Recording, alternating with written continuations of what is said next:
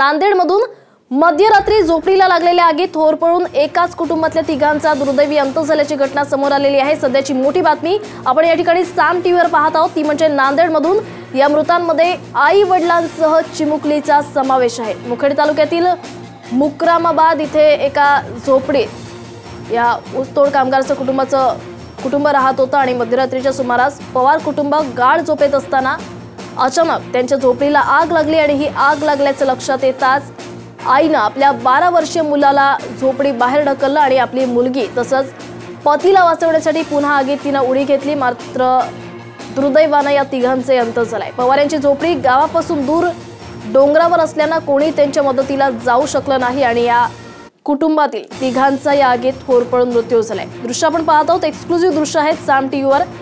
नांदेडमध्ये अतिशय धक्कादायक घटना घडलेली आहे। या ठिकाणी एका झोपडीला अचानक आग लागली आणि यावेळी हे कुटुंब झोपेत होतं आणि या तिघांचा मृत्यू झालेला आहे।